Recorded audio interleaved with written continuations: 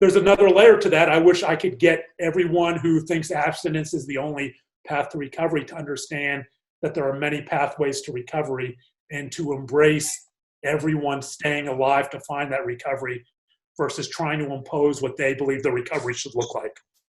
Yeah, which is where you've actually taught me and enlightened that to this group today, because I always knew that, but I think I was so passionate because of what happened to me with my brother that I just was kind of cold turkey about it. And you're 100% right about that. That like as long as people are alive and breathing, you can then fight on. Yeah, but also remember, and this addresses you a little bit. You only know what you know. Yeah, you only know what you know.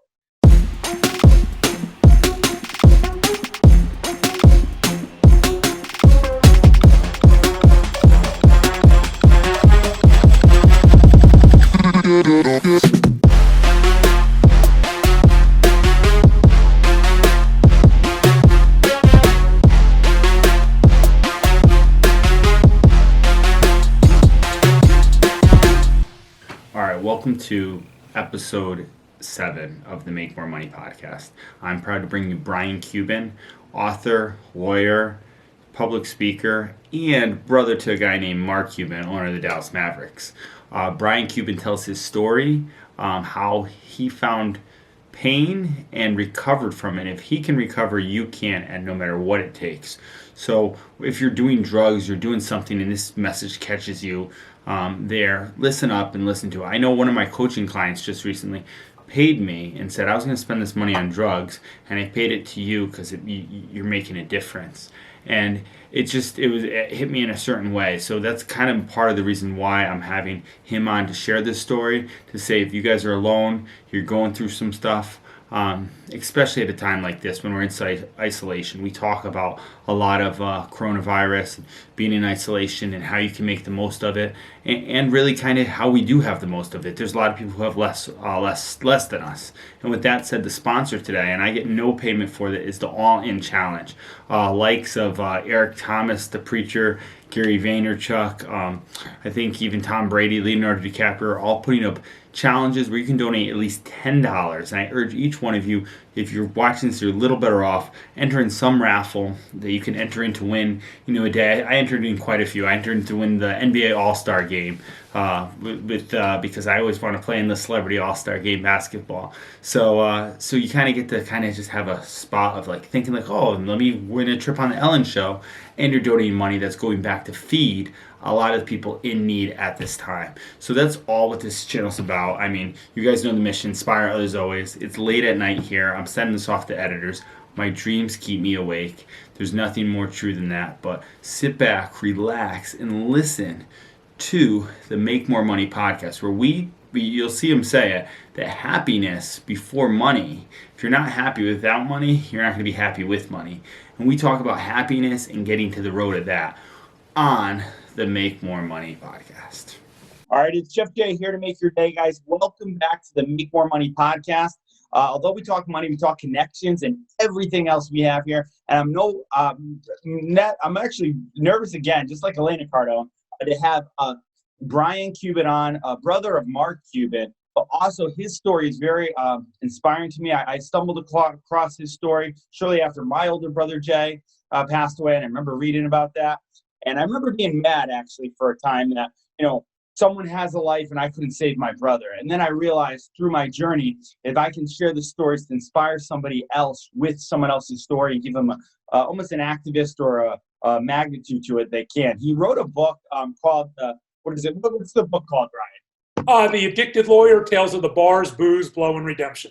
So that's what we're going to talk about right here. So that was my little awkward introduction. For people who don't know of you, can you give a 60, 90-second recap of what you do? I am a lawyer by trade, born and raised in Pittsburgh. I have two brothers. My older brother, Mark, people know Shark Tank and the Dallas Mavericks. I have a younger brother, Jeff. We all live walking distance to each other here in Dallas. My mom still lives in the house we grew up in Pittsburgh. I am in long-term recovery. I just had 13 years in long-term recovery from alcohol, cocaine, and an eating disorder. Yes, guys do get eating disorders. And now I've written 2 books. I'm working on my 3rd. And I no longer practice law. My mission now is to change one life at a time through compassion, connection, resilience, and recovery. Yeah. So, and that's great. So we'll talk about your book coming up as well too soon. But so what was the date? April 7th, right? That was the date. April 8th, April 8th. 2007. Right. So I did a little bit of homework on you. I actually watched, and if anybody doesn't know, you can just search Brian Cuban and see him speak many times about his whole journey. But we're going to kind of get into it. So I teach behavioral middle school kids. I see them bullied all the time. I was actually homeschooled myself because I was pulled out so I wouldn't be in that. That's how much my parents loved me. My mom passed away when I was young. I still elected to be homeschooled. But when I went to go become a teacher and see the kids get bullied and wrecked on and everything like that, it was something that I almost became an activist right then and there to kind of inspire people and then flex. So kind of your growing up childhood, obviously you grew up with Mark and your brother Jeff. Talk about that, your earliest childhood memory of kind of growing up at your age. I mean, my childhood memories, I didn't have a great childhood. I mean, we had my father, it wasn't as a result of being, there was a lot of verbal abuse with my mom and in terms of fat shaming and things like that. But I obviously don't blame my mother for the things I went through. Parents don't cause eating disorders. Parents don't cause addiction. There is a difference between cause and correlation. So, but things that happen in the home can correlate with mental health issues later in life. It'll happen to some, it won't happen to others, right? That's why it's correlation. But so my earliest childhood memories are a lot of bullying, a lot of discord with my mom. But there were good ones, going to the amusement park with Mark taking me out to shovel driveways, my first business lessons. Mark taking me out to sell sugarless candy door to door, my first lesson in philanthropy from Mark at an early age. My younger brother Jeff was more of a jock, a wrestler. We didn't really run in the same circles because we were stair-stepped all 2.5 years apart or so. All right. So I have good memories with my brothers. I had a tough relationship with my mom. I had a wonderful relationship with my father. He was old school. Fought in the Pacific. Served in Korea. He and his older brother Marty. He was the middle of three boys, and he passed away 1.5 years ago. He and his older brother Marty operated a trim shop, which is they put on convertible roofs and things like that, from the end of the Korean War until his brother passed away in '99. So he was very old school, and we lived in we were all a very middle class upbringing. So yeah, the reason why I don't want to say, I know obviously I was the entrepreneur kid and making my brother and sister advertise for my lemonade stand when I was young, right? Trying to give them a job. The thing is, a lot of the listeners and students who follow me, they've been kind of I don't think anybody has the perfect upbringing. I don't think the thing is a perfect family, right? No. I think there's dysfunction everywhere. Right, exactly. And I think the way I've learned it is the people you surround yourself with and what you kind of dictate and put in here can kind of, portray what you have. So, sure.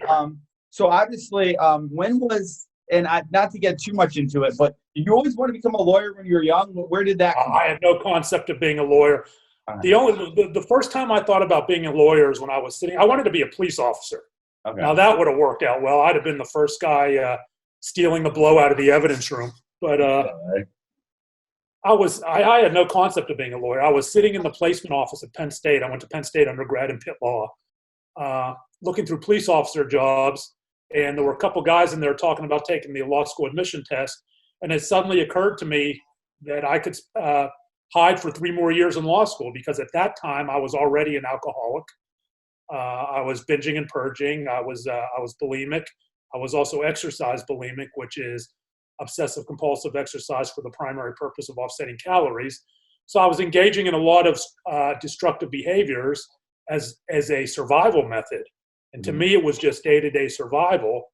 I heard these guys talking about going to law school, and it occurred to me that I could repeat these same survival behaviors, as destructive as they may be, and hide from the world for another 3 years. That's why I went to law school.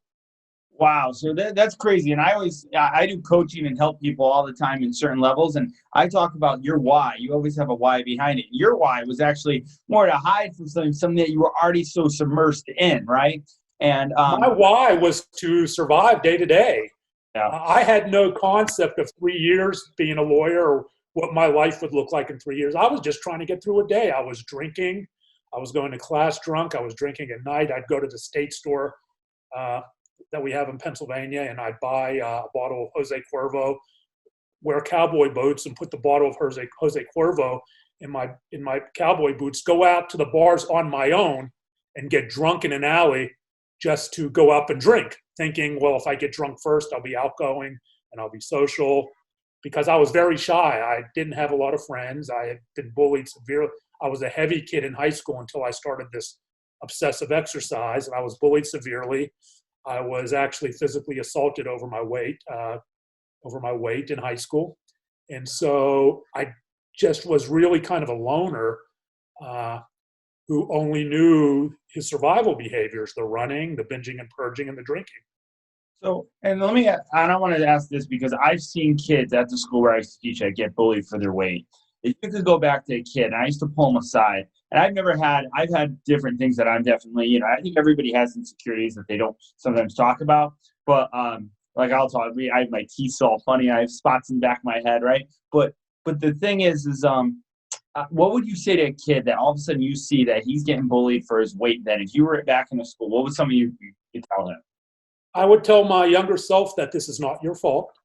You are enough however you are, and let's figure out for you to figure out how you are enough so you can love yourself and not worry about what the other kids are thinking. And that's hard.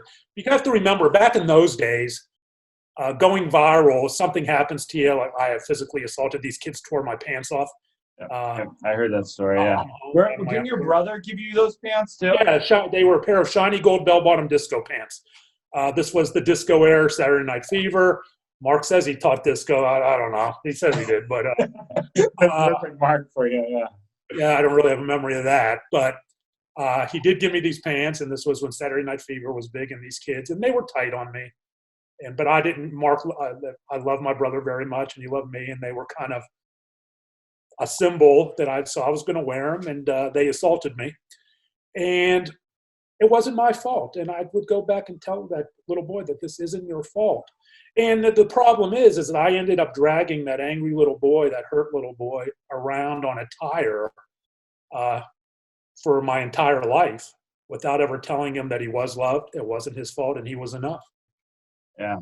So, and that's the biggest message I want to, before you kind of go on and do something, you got to make sure you love yourself too. There was a kid I was actually just coaching comeback camp. I call him, his name's Cameron, and I call him comeback camp. Drinking problem. I used to go out in the thing, see him just pound shots with all the alcohol. And then I knew he was going back to do drugs. And I remember trying to get to him. It was right after I lost my brother. And whatever words, I just didn't know what to do. And then I got into self-growth and everything. So it's actually such a blessing that to see him now coming around. And now he's all invested in stocks, and he's sending me the stocks. He has a new obsession, It's great to see, though. It's good. Yeah, and back in those days, it's different now. I acknowledge that. Back in those days, right before we didn't have the internet, going viral meant 15 kids in the lunchroom knew what had happened. But it didn't hurt any less. Because it's all relative to the time you're in. And so it became, my whole life became about soothing and healing that little boy in the most destructive of ways. I mean, through drinking, through cocaine, through anabolic steroid abuse. I have 2 trips to a psychiatric facility. I came near a suicide attempt in 2005, failed marriages. All of these things were circling around this little boy who never learned to love himself. Which is why I think it's so people are not alone. You're not this happens everywhere nationwide. The reason why people do drugs or drink to a point is to forget a certain sort of pain they have in life. And I see it all the time. And I found out through my pain of, trying to help my brother, I found my purpose in life that, I can kind of inspire other people and go forward from that. And I think that's kind of even the same thing with you. Through all this pain that finally came full circle, went through everything here. Now you're an activist for the point to say, hey, this is where it's at on that. So where did you, when did you realize, hey, I got to be the voice to talk to people? It was more of a process. I began my sobriety. So my quote unquote rock bottom, I prefer to call it recovery tipping point, was my second trip to a psychiatric facility. And I realized that I was going to die if there wouldn't be a third trip back. and I didn't want to lose my family. And not that they didn't keep loving me, but they had become frustrated, and families distance, right? And that doesn't mean they stop loving you, but they distance because they have their kids. Mark has his kids. My brother has his kids, and I wouldn't want to coat up me around them. And so I began my recovery in the rooms of 12-step, and a lot of therapy. I'm still in therapy today, and it was a gradual realization as I started to tell my story out loud with blogging, and that people started reaching out to me, and wow, okay, my words have an impact beyond healing me. There are people who are impacted that, and the common theme would be when people would reach out to me by email is, I felt so alone. Now I know I'm not. Yeah. Even as a man growing up, and I knew that I wasn't the only one in my brain, but in my gut and in my heart, I felt that I was going alone, going through these struggles. And I know that is not an uncommon feeling. It's a very common, almost universal feeling for people struggling with depression, addiction, whether it's alcohol, drugs, opioids, heroin. And so I would get emails from these people, and eating disorders as well, body image. I would get emails from these kids and teenagers and adults thanking me for telling my story. And so it was a progression into recovering out loud. Yeah. So what would you say? Because so when you're in all that, and that's kind of it too. I'm kind of very loud about my story with my brother right away. I was like, I can't keep it in. I got to get it out of what happened, because if I did, I'd go insane. And but I remember being so depressed, so down, where I didn't want to feel anything. Right. Speak about, and I feel even now, present day, I'm trying to build a software company. I'm probably like $12,000 invested in a software that might not work. I'm doing entrepreneurial stuff. Thank you for this, because I feel so alone with this whole quarantine and COVID thing out right now, right? I'm in a better community of stuff, but I feel alone too sometimes. And I think my addiction now is energy drinks, which is probably the worst one to have, but it's not that great either. And everybody has, and that's what I try and tell people. If you're drinking anything or doing it for over 30 days, it's in control of you. You're not in control of it, But what's well, I didn't even know I was going with that. But what's the because shoot, what were we just saying there? See, now I got all caught up there. Like I'm all with Brian Cuban here. I got all dude. So here's the thing. I watched your Oxford thing about 3 years ago when you spoke to Oxford and telling your story. Yeah. And it's funny. I just watched it before you did this, and I watched it. I remember being like, "Man, he survived, and my brother didn't. What could I have done?" And being so in that feeling. I just watched it now at a totally different light, right? And I believe life happens to you. It doesn't happen for you. So the fact to see you go on and actually be able to share this, I was like, he's got to be on the Make More Money podcast, because it's more than just making money. If you made a ton of money, right, being a lawyer, if you're not right with who you are, so anybody listening to this, if you're not right with who you are, you got to get right with that before you make money. You're just going to blow it on. My older brother, when we were coaching him, I knew if we made a lot of money in this business together, he'd be blowing it on cocaine or something. And that's where we go down, Yeah. What did Mark say not long ago? Money will make you happier, but it's not the core of happiness. Yeah. Oh, that's so true. Like, I feel better now that I'm better with it and I'm in better vehicles, but the core of happiness, you got to be true with yourself. So, people talk to someone, talk to the depression moments, that alone feeling. Well, here's the thing about depression. Depression and addiction often coexist. There's a strong correlation between the two. But I still deal with major depression right now. I take antidepressants every day. I see I tell a therapist with my therapist and my psychiatrist, and so I still have to work on not allowing myself to be triggered into major depressive episodes, and it's an everyday thing. But I've done pretty well. I have been suicidal outside of recovery, and it's been a long time since I've had one of those episodes. But I rely on my compassionate community. My wife, my pets are part of my compassionate community. My two brothers, my mother, who I referenced her earlier. We have a wonderful relationship.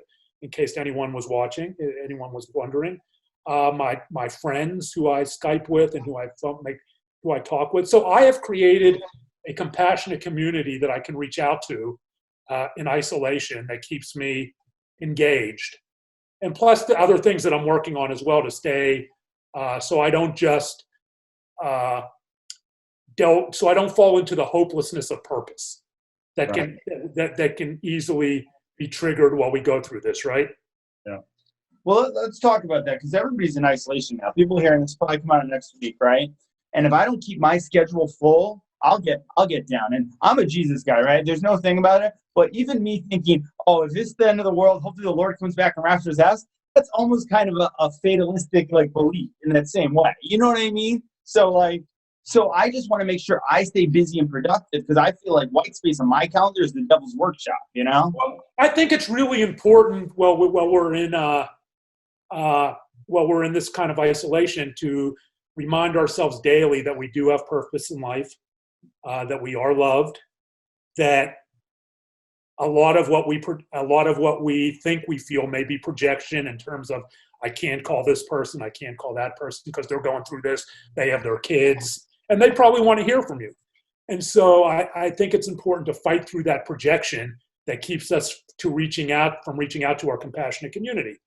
So, and that's important for me. And I'm a lot older than you. For me, and this is something that I'm going to be talking about coming up, I went through a very dark period in recovery of, and I think this is common, the wasted years, the wasted life. All of the years I wasted that I could have been productive, that I could have been moving forward on drugs and alcohol. I just wasted it in a haze of drug and alcohol, just where my life stood still. Yep. And so just gone. But in recovery, I came to the realization that period brought me here talking to you. Yeah. There was purpose. Yeah. There was purpose. Do I have regret? Do I regret that path? Absolutely not. Do I regret some of the collateral damage that happened? Absolutely. The people I hurt? Absolutely. And I try to make amends for that moving forward by helping as many people as I can, by not falling backwards into old habits. So, but now, as a baby boomer, all of a sudden I'm in the realization of my mortality. And this is a common feeling, I think, that a lot of people experience, but especially baby boomers, anecdotally I'm saying, where wasn't I just your age, where I had my whole life in front of me, and now I'm on the cusp of a COVID high risk group. When did that happen? I know. And so now that circles back to almost a resentment that I'm being cheated out of years of my life. Yeah. So I have to be very careful about that. And that circles back to reminding myself that I have purpose in life, that I have people who love me, that I am working on things, that I do have value, that all of these things every day. Well, I will say you have value right from here, even doing that. And you're not alone. The recovery years, so as soon as I found into self-growth, and the guy I mentioned before, Grant Cardone, who switched around for me and just started getting into business and study and everything, I had the same depression. I spent my 20s chasing Spanish girls who were challenges and problems and drinking alcohol, spending God knows money just to try and be cool and fit in with the jock kid because I was never the football player, right? You know the feeling. So like, I look back at all those things and I regret all that. I was like, man, I wish I started this sooner. But, and also at the same time, I look at my dad right now, who is more in the thing of, I'm trying to get him on the new thing. And I know he looks at it like, man, he looks back like, what could I have done? But I feel like we're in the time now. Like, this is important. You're in here now. I'm going to meet you on more things. Your message has power to it. That, like, no matter where you're at, if someone's sitting home and let's say right now they stumble across this and they have cocaine in the wall, just like you did when you were paranoid, right? They do. What would be your message to someone that's listening to this on the couch who's done some drugs before? Before or now, or they're currently dealing with it? Yeah, they're currently dealing with it. Let's say they're right in it too. That if you want it, there are plenty of resources that you can create a recovery compassionate community if you want it. Not just if 12 steps not your thing. There are plenty of resources out there, and you're free to reach out to me, and I'll help you find them. I'm very entrenched in the recovery community. You have to want it, right? If your thing is, well, I'm doing blow recreationally, I'm fine. I mean, we have the stages of change. If that's what you want, I can't force anyone to decide you have to come to the self-realization of how it's impacting your life. Yeah. I know people who are out there doing blow, and they're telling me, Brian, not impacting my life at all. Yeah. Well, I don't know what that means, but if that's how you feel, there's okay, right? But there's a reason why people do whatever they do. All right. And I even feel that people do it because I know when my brother passed away, I saw one of the people, I used to work at a restaurant, who did blow. He would make more money and tip money because I knew he went and blew it away on that, right? And he'd stay closer in that. And he was at the funeral, and I just was almost just like, I knew the dude had pain in his life, and that's why he did it. It was his little thing, and I get that. But like my whole thing, when I hire people, I'm going to be a businessman, and I'm going to do it. I hire people. Hey, do you know of this guy here, Grant Cardone, because that guy helped me out. And if you don't think like that, then that, and you do drugs. Because my whole point is, once you start doing a drug, whether it's weed or anything, that it slows you down or keeps you from your full potential. That's just my belief, you know? Well, I try not to be, yeah, I mean, as somebody who, and I just, one of the things I decided to do as part of my purpose is I went and became a recovery coach. I passed the Texas certification for being a recovery coach. And one of the things I've learned wearing that hat is to meet people where they are. Tell me what you want. Tell me how it's affecting your life. I do not judge anyone for drug use or on any level, whether it's weed. If you feel it's problematic in your life, whether it's your relationship, whether it's work, whether, however it's impacting your day-to-day, morning to night activities, then let's talk about it. But everyone has to come to that conclusion on their own. And anecdotally, here's what I find when it's a problem. It's there may be data to back this up, but I've talked to a lot of people, so there are a lot of anecdotes. People are trying to cover up. People are either consciously or unconsciously covering up past life trauma that they're not ready to deal with. Yep, that's it, man. And that's what you're almost the whole addiction and category. Is it not? Sure. And now people may define trauma. Everyone defines trauma in their own way, right? We think of trauma, war, right? Trauma, war, sexual abuse, physical abuse, and I think all those things. But this pandemic and the isolation is trauma. Yeah, 100%. It is a traumatic event that can trigger different people different ways. And I think we need to come to grips with the fact that this is trauma. Now, again, trauma correlates. It's not cause, it's correlation. So some people may be doing fine. Some people may be not doing fine with this and are triggered. And I know people where this isolation has triggered them into a relapse, whether for drugs and alcohol, boom, boom, boom. I know people who are in recovery who are doing fine because they have the 12-step online now. They have this online, they have that online. So they're able to create that compassionate community, those connections the best they can to help stay centered. But it's going to affect different people different ways. And that is very true. So tell me about like how, when you obviously you went to Penn State just to be a lawyer, to do all, to kind of just hide away. What was your, I call it almost a come to Jesus moment, but your come to moment when, was it Mark who got you? Who got you? How did it get to the point where you got to the 12-step recovery appointment? When that was April 8th, 2007, where my now wife, was my girlfriend at the time, came home and found me passed out in bed, and she had no idea I was dealing with these things. And I had a drug and alcohol-induced blackout. And so she drove me down to the facility. We actually we're going on 4 years of marriage, so she stood by me. And I found I had to rebuild the broken trust and find recovery, but I had to do it for me, right? Because your recovery has to be stronger than your environment. Because pandemics happen, people die, people do leave, pets die. I lost my father a year and a half ago. We were very close, very traumatic. He lived across the street from me, literally. And so the recovery has to survive all of these environmental triggers. And so relationships won't always work out, but they can. Yeah. But so that was the standing in that parking lot for the second time of that facility, realizing that there wouldn't be a third trip, I'd be dead, and that my family had probably finally had enough. I decided that that was my tipping point. I decided that it was time to start getting honest with my psychiatrist, who I'd been lying to for 2 years. Well, why would you lie to your psychiatrist? One reason: shame knows no hourly rate. Yeah. Oh, wow. Yeah. Oh, man, you have so much And, wisdom. I'm taking notes here.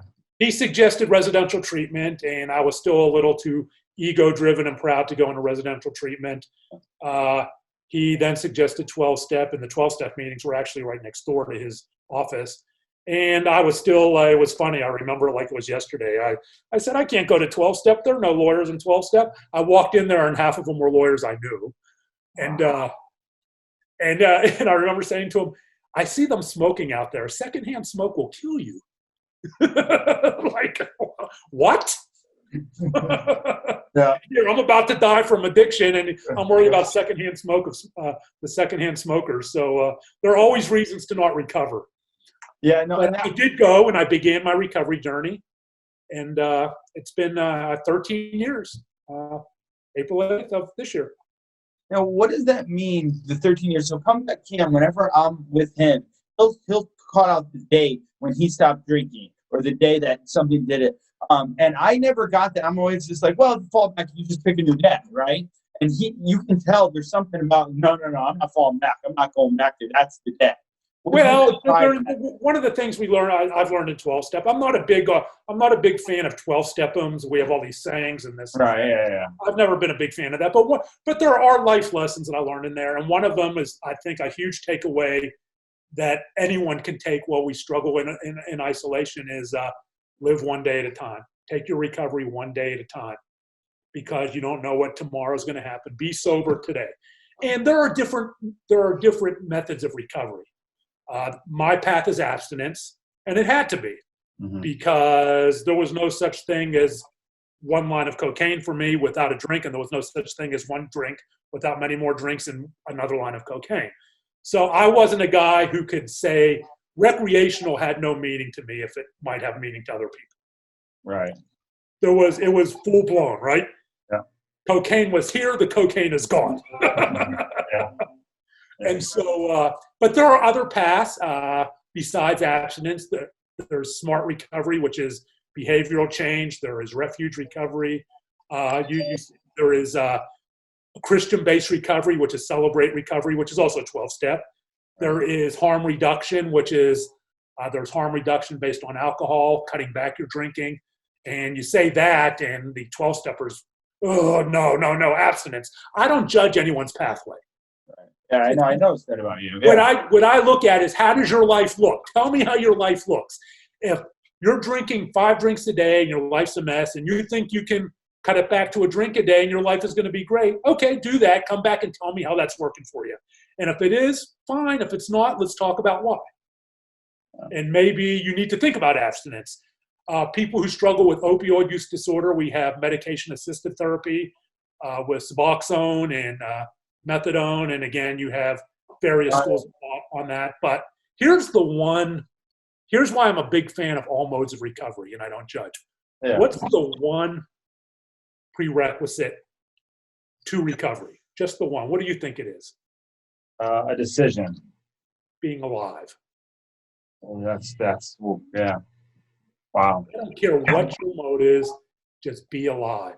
And if doing Suboxone or methadone keeps you alive, to hope maybe find another the path to scaling back, and you're able to function, stay alive, right? This is why I support needle exchanges. This is why needle exchange facilities, because you're not trading out one addiction for another. Addiction is obsessive compulsive drug seeking behavior in the face of known consequences. People are going to use their substance of choice. You're not, whether they exchange the needle or not. So I'm in favor of all the things that keep people alive. And you know what? You said that totally right, because I always talk to somebody who's a recovering, and I'm not in. My older brother, I used to help him out a lot. He's like, Jeff, you should become a recoverer. You help me out so much with all the stuff you say. And I was like, Jeff, that's too much I can handle. I don't know where you've been enough, right? But the one thing I know is he's 6 feet under the ground. You're 6 feet above the ground. You're alive, and you have a gift to do whatever you can do. As long as you're alive, you can recover. Yeah. See. If you use a if you use a if you know I don't want to get into too many hypotheticals, Right. but the goal. This is why I always have Narcan with me. Yeah. To I know. reverse an overdose. I have it with me. I always carry it with me in my Smart. I computer. wish we had that with my brother. I've heard so many stories about people. Because it reverses overdoses. So now the issue is, will they use heroin again? They may, but they are alive. So let me ask you this. These are more of the questions. Who's someone in life now that you value their opinion in life? My wife. Yeah. My two brothers. Those are the people I'm going to. Yeah. If I need an opinion. My sponsor in 12-step. Yeah. If it's recovery related. And so those are, and I get it, and that's my opinion core. Right. Yeah. Now, outside of that, there are a lot of people whose opinions I valued, but those are going to be more situational opinions. No, that makes sense. No, and I totally get that. Talk about talk about your wife a little bit. How cherished and with you. What's talk about like how that all worked out. Like how it was difficult. We had just moved in together, maybe less than a year before, and it's funny. I at the point this was 2006, I want to say, and at the point when she moved in with me, I was struggling bad. I mean, and it was I was really just over the top, and it was awful.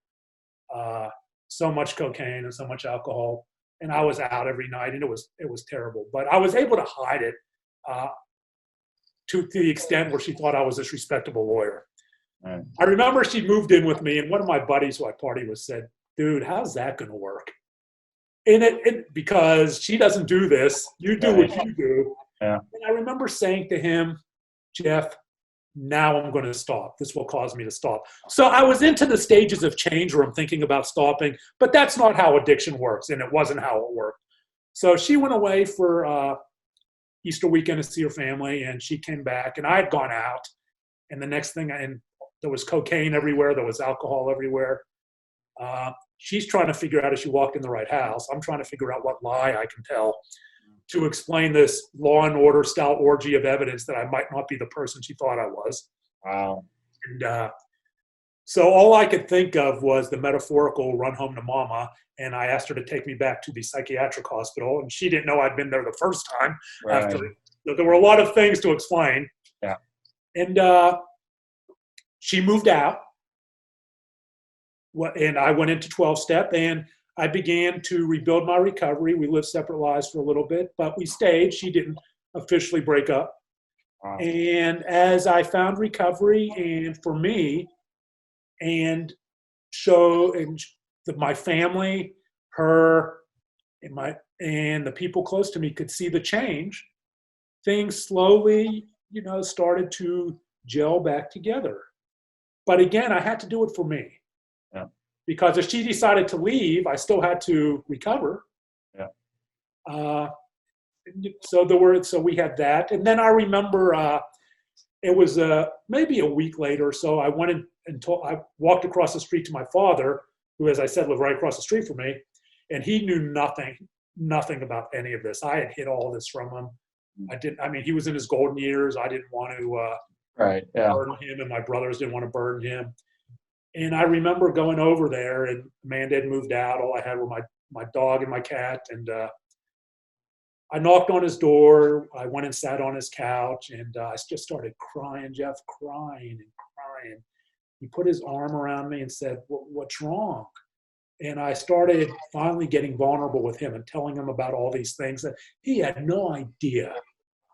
And know what he said, Jeff? Yeah. He said, and I still choke up about this, "I love you, Brian. Move in with me and we'll get through this together." So I was finally that little boy who wanted to tell his father all of his pain and shame, but was afraid of his father rejecting him, which wouldn't have happened. Yeah. And I was finally that little boy opening up to my father and getting the response I would have gotten decades before, and getting it as a 40-something-year-old man. And I moved in with him and shuttled back and forth with my place to take care of my pets for maybe a week to 10 days, and finally moved back into my place. And that was another cathartic moment and pivotal point in my recovery. Now, where was your brother, the one we know of, Mark, then? Was he a billionaire by that time when this was going on, or did it sell? Yes. So when did he sell? Yeah, sure. Broadcast.com thing happened in 99 or 2000, sure. Yeah, so that happened by then. Because it's funny, I used to code. I used to be the kid who used to code and be all weird into that stuff, right? Then I went to be the jock to fit in and do the whole thing. Now I'm back to coding with software. So Mark's story was detrimental to me when I heard it, and that's how I stumbled across you. Not necessarily. Well, here I get asked. That's a great question, Jeff. I get asked about that a lot. And here's the skinny on that. Mark's international fame, his leap to international fame, didn't cause any of my issues. Yeah, no. I was struggling with all of these things long before he came onto the international scene, celebrity scene. But here's what happened, and this isn't Mark's fault. I had no identity of my own my entire life, right? I was trying to fill this hole and I didn't know who Brian Cuban was. So Brian Cuban was somebody who drank a lot. Brian Cuban was somebody who got huge on steroids, so he would be loved. So he would look in the mirror and love himself, and that didn't happen either. Brian Cuban did this, engaged in this behavior, that behavior. But Brian Cuban was never that little boy who was shy, who didn't have to be the life of the party, didn't have to be charismatic like my brother is. And that's okay. So when Mark struck it famous, all of a sudden I could go out to bars, walk through the lines. People would put cocaine in my pocket. People would buy me drinks. I was able to date girls half my age, and those relationships always revolved around drugs. Yeah. And I suddenly realized, and again, this isn't Mark's fault, I can be Mark Cuban's brother, and I am now somebody. I am not Brian Cuban, but now I can gather in all of this narcissistic object choice with females and all of these different things and prop myself up to be this person I was not. So I didn't have to look. I could look in the mirror, albeit artificially, and see that instead of seeing this person that I just hated himself. And so I became that. Yeah. And for a while, and I became, frankly, one of the biggest party douchebags on the Dallas scene.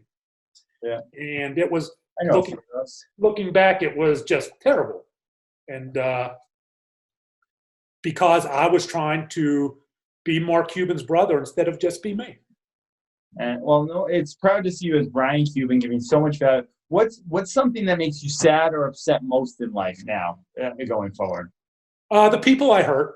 I mean, looking back from a recovery standpoint, the people I hurt, my ex-wives that I lied to, just all the collateral damage I left along the way. That'll make me sad when I think about it. But I can't change history. I've tried to do the best I can to move forward, changing one life at a time if I can.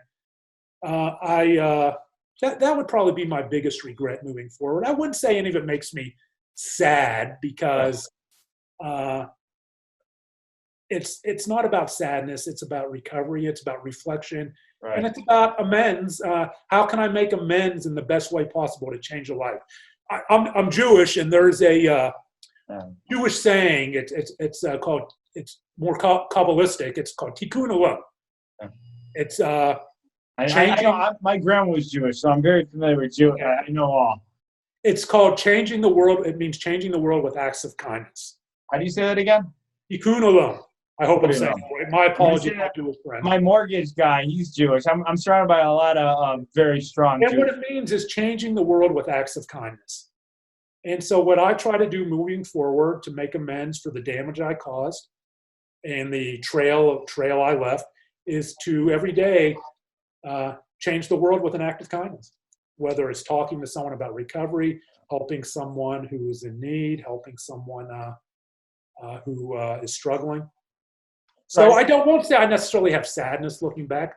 I mean, about the things that I've done, I have regret. Right. I mean, but everybody does, man. Even people say they don't. Everybody, no matter what level of life you're at. So you're not alone that. I was actually going to ask the follow-up question, what are you passionate about in life? But you kind of answered it right there, right? Yeah, I'm passionate about helping people. Yeah, which is awesome. That's why I wanted to bring you on. All right, so what's your current favorite thing to do right now? Writing. I'm working writing. I mean, it's certainly more limited now in my house, right? One of the great things about recovery too is, from my standpoint, when I went into recovery, a lot of it was shrinking my world to this big. Yeah. Because you have to get rid of the bad influences. So your world kind of shrinks. So my world has shrunk, and I'm not necessarily even comfortable in that. Although there is a big difference between solitude and forced isolation. So that you have to deal with that. But and so I've just my writing. I just finished the first manuscript of my third book, a novel called The Ambulance Chaser. Every day I email or I Zoom with somebody who's struggling. Yeah. So people make appointments with me and reach out to me, and we have Zooms where they can talk about their struggle with me. I just do that. I mean, there's no charge. There's no nothing. They're just helping people. Connection, compassion. And that's what it's about. That's why I do this stuff too. Because right now, even though you said isolation, the whole world's isolated right now. So they don't have to reach out to someone. You're going to get lost in your head, Sure. But we remember, and I kind of cringe, and I've said this too, I have to watch myself, that we're all in the same boat. We're not, okay? We all have different levels of privilege going through this. Yeah. Right? I feel very privileged to go through it with a roof over my head, with food, with my pets, and there are a lot of people going through this in underserved and non-served communities who this is a major struggle, a major pressure. So I try to be very careful about being very self-aware that I have a privilege in how I am experiencing my isolation.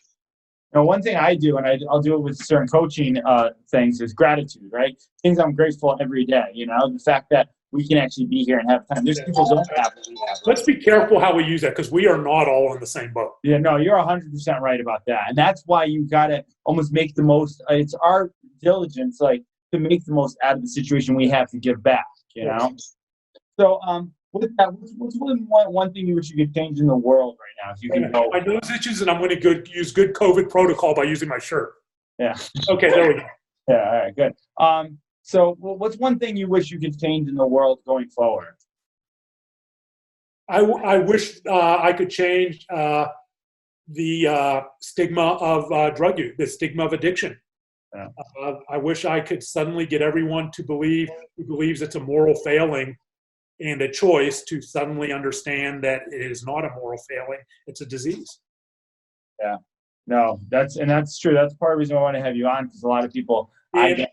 There's another layer to that. I wish I could get everyone who thinks abstinence is the only path to recovery to understand that there are many pathways to recovery, and to embrace everyone staying alive to find that recovery versus trying to impose what they believe the recovery should look like.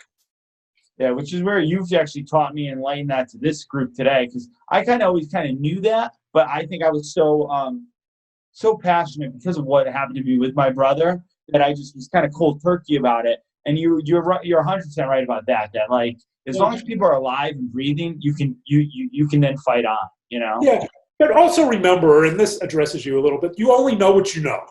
Yeah, you only know what you know. So I encourage people, to the extent they can, to not beat themselves about what they knew and didn't know, because this is whether it's then or now, right? You only know what you know. Now I make it, because I'm in the space, I make it a point to always expand my knowledge base, because every time I learn a little bit more, that opens up a new path that I can help someone with. Wow, I didn't know that. Well, I didn't know that. Yeah, no, that's true. So I used to teach middle school, see all this stuff going on. I went to college for a little to become a teacher, to try and do that. And I saw a lot of the same correlations. When I did become a teacher, I have a big passion to change the education system. So kids are back there. What's one change you think we can make? And I know, you went to school and everything, and you went to Penn State of all things. But one thing we can make in the education system. Mental health access. Absolutely mental health access. Yeah. Even today with all, I mean, it's a much different, let's use Penn State.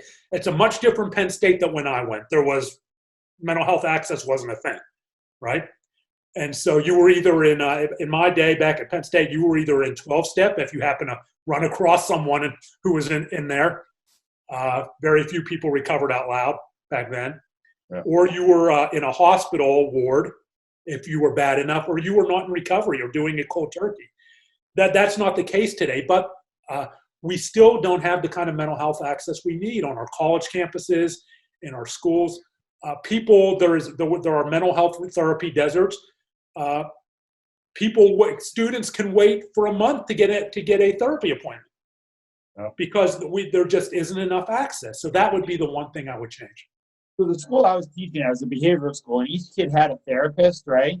And they didn't want to go, but they always felt comfortable talking to me, so I used to go with them. And I used to see what it helped, though, for doing. And kids would have to tell me, and I was a mandated reporter, so I had to report certain things, and they hated me for it later. But, like, I saw the unveiling of certain things that was their pain, and we were able to find their purpose, and they were able to find their identity at a young job. So this was only because my school was so tight. There's millions of schools where they just pack a ton of kids in without that help, you know? And it's a much different environment with younger kids because they're going to be manifesting their parents' view of stigma. Yeah.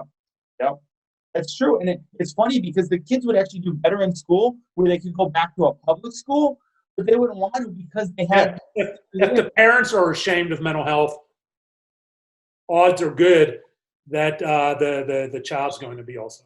But this is why I'm so passionate about this, because everybody has something going up on here. Everybody has data coming into it. That's why, like, I speak about the Grant Cardone guy, but whoever. With all the data I've put into my mind now has made me become to now where I'm doing something that's better, right? Because sure. I'm trying to introduce you to part of my compassionate community. My cat's back there, but she doesn't want to let me pick her up. Yeah, it's huge to have that. All right, so here you go. Say hello. Oh, what's the cat's name? This is Mimi. Mimi, what up, Mimi? At least I have a scaredy cat running around here somewhere. And my dad does.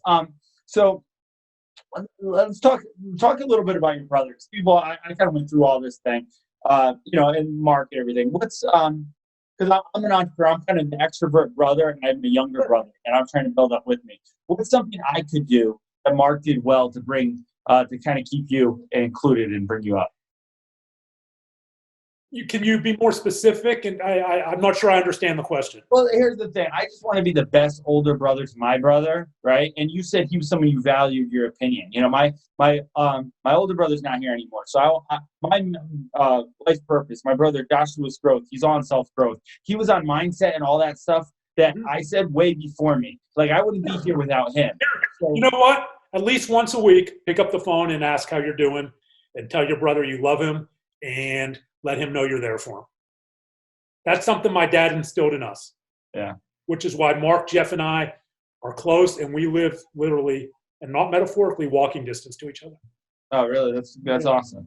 That's so cool. So what's some best money advice? This was the Make More Money show. We kind of went on this. I always want people to be true to themselves. What's because you were a lawyer, you're making pretty good money back then, right? Yeah, I blew it all on cocaine. Yeah, that's why. So maybe be careful where you spend your money. Be careful where you spend. That's right.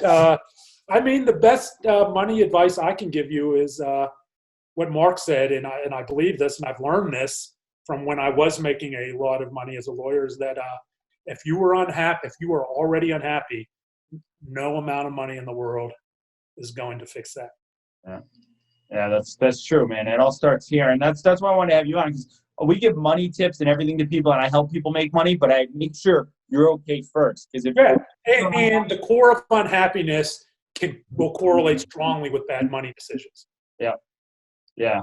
No, that makes so much sense, actually. So when you were young, when everything happened, did you know you would be here today, where you'd be exactly helping people out doing this? No, I mean, when I was young, no. When I was, back then, I think. Growing up in Pittsburgh, I wanted to be Roberto Clemente. Show you how old I am, and Willie Stargell. So I wanted to be a baseball player, and I was never an entrepreneur. Yeah. It's funny. I'll give you an anecdote with Mark. I guess it was maybe 4 or 5 years ago. Mark, what's the guy who rings all the bells? Kramer. Yeah. He does all the financial, rings all the bells. I guess Mark was on the Kramer show, whatever his name is, not the Seinfeld guy. Yeah, I know what you're talking about. I forget his name, but yeah. So somebody messaged me, emailed me, and said, "You know, your brother was very disrespectful to you. He's on the Kramer show," and said, and what I forget what it was, and it was something about whether your brothers are motivated by money the same way you are. And so I went back and looked. You can go find it out there. It's out there. And because I was kind of surprised because we rarely talk about each other. I mean, we would never say anything negative about each other publicly. We pick up the phone, right? You call your brother if there's a that's exactly. Yeah. So I went back and looked at the interview, and what Mark said is, am I motivated by money in the same way he is? And he said no, and he's right. Yeah. I'm not. Yeah. I have never been an entrepreneurial guy. I hate sales. I absolutely hate sales. My wife's a legal recruiter. She said, "Come work for me." You kidding? People say no to you. I hate that. Yeah. I don't want people to be mean to me over the phone. Yeah, dude, it's the rejection thing, and like that's the thing. And I think rejection is definitely the toughest thing, even for an entrepreneur. Just some people have that entrepreneur tendency, like me and Mark have, where we just want to keep going no matter what and prove someone. Well, I remember when Mark was talking to me about way back when, he said, "You get used to that. It's you just have to go through it." That's what I said to my brother. It becomes not a big thing, but no, I am not a salesperson. I'm not in the classic sense. I mean, I work on my businesses and my speaking, which is obviously zilcho right now, my public speaking, because of what we're in. That's a stress for me. I have the stress like job stress. And so he was right. I'm not. Yeah. We are different people. Well, one thing about stress, as long as you get it, when someone told me that stress is okay because it shows that you care to do something, and so it's not, I mean, you don't want to stress out too much, but like at least you want to do your public speaking, so now you need something to do. So it's not the worst thing, Well, I mean, I'm going to have to reinvent myself like everyone else because the public speaking field, at least the in-person public speaking field, is going to be a graveyard for the next year. I get paid to go into law firms, go to nonprofit events, recovery events, and keynote, and that's good. Yeah, I know. I have to figure it out like a lot of people. And innovate, and all that stuff. So let me ask you this question: do you think people care or people don't care about what? In general, just do people. Of course, people care. Yeah. All right. Good. People express it in different ways, but of course, people care. Everyone cares. We all have empathy.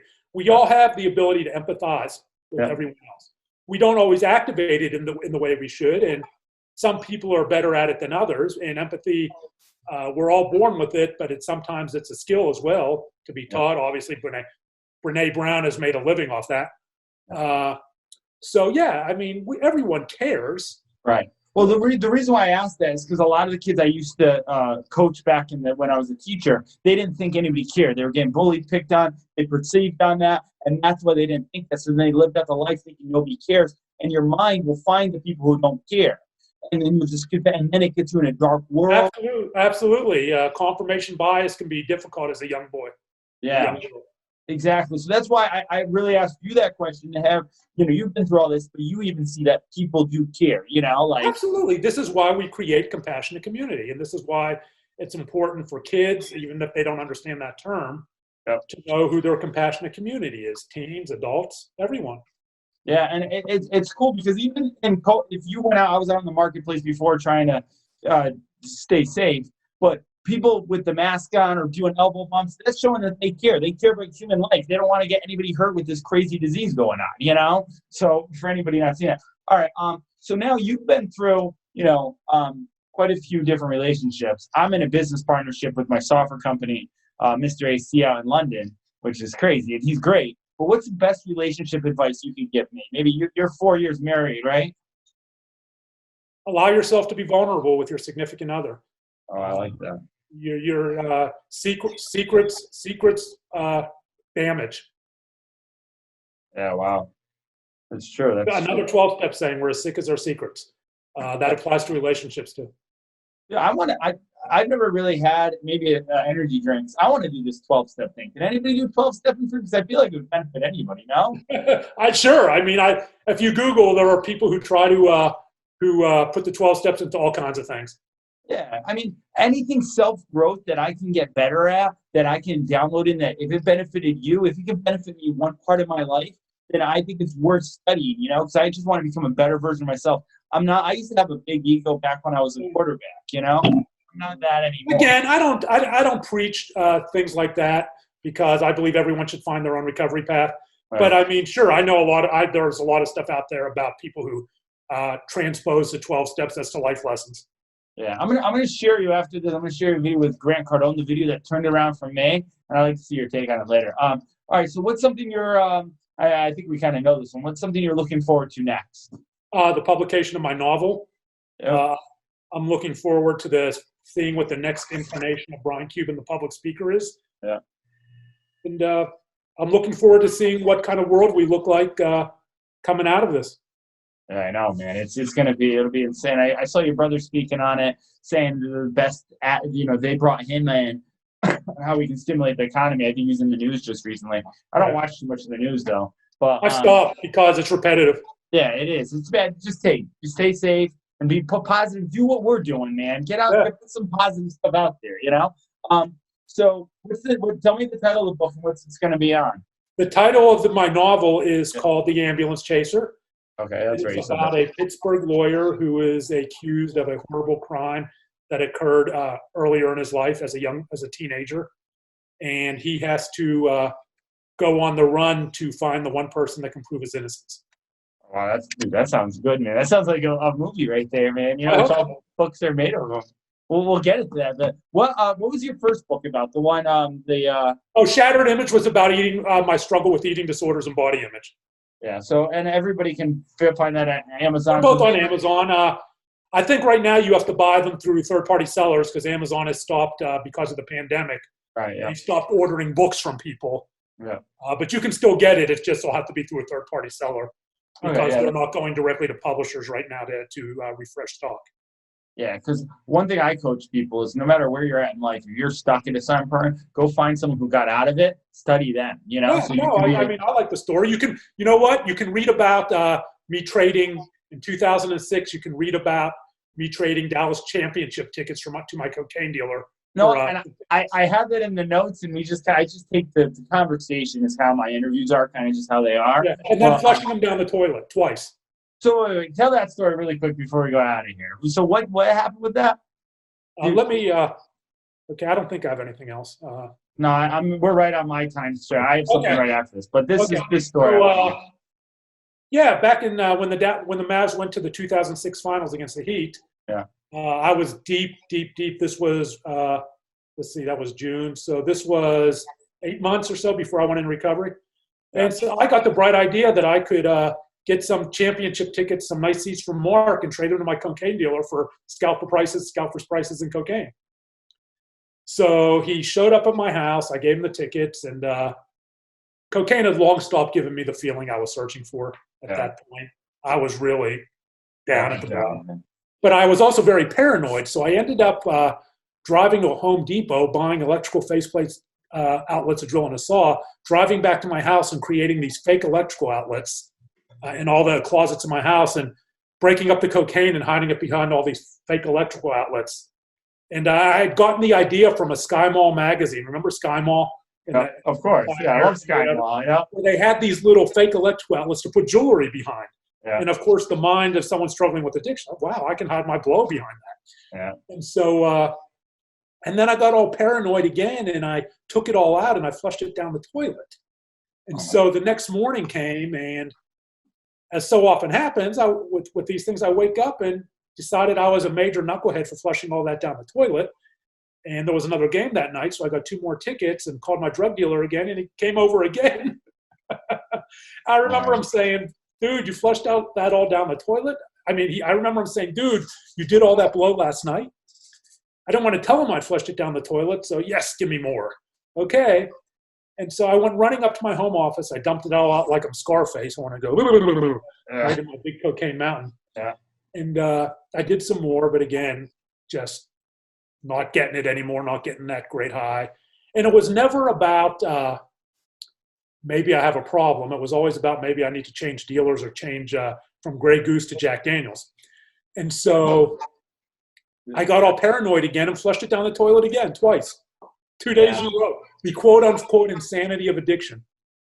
No, I watched my older brother go through some of that, so I totally know what that was, and I know the stuff that wound up killing him. Some guy just put something in to make it a little stronger. Actually, if any of your followers are on LinkedIn, I just posted a video of me talking about that on my LinkedIn page. Yeah, no, good. So we'll check it out. Yeah, so that's the last question here. Where can people find more of you? My website, www.briancuban.com, Brian with an I. I am very active on LinkedIn. I post a lot of content. Be Cuban on Twitter. And if you want to reach out to me, you're struggling, just Brian with an I at briancuban.com. Good. And hey, I'll definitely keep you in my repertoire if people look for speakers going forward. This is why networking's huge, because you know people. When your book comes out, maybe we'll have you on again. We'll push that out because it sounds like a great story. And hopefully I'll have a haircut by then. Yeah, me and you both, hopefully, right? You actually look like my manager at, he's going to kill me for it. I work at a steakhouse at the night to keep me busy. But he has the same type of hairstyle as you right now. So this isn't a style. This is just hair laying on my head. Yeah, it's a good style. It's a good look. Hey, Brian, thank you so much for your time. You have been amazing. I hope this touched anybody. Guys, also, just DM me on, I'm more active on Instagram because I guess it's the age thing or whatever. But I just started LinkedIn and connecting me with this guy. I hope this brought Jeff the Entrepreneur on Instagram. Send me a message if you need anything, and I'll help you guys out if this touched you in any way. All right? Thank you so much, Brian. Thank you.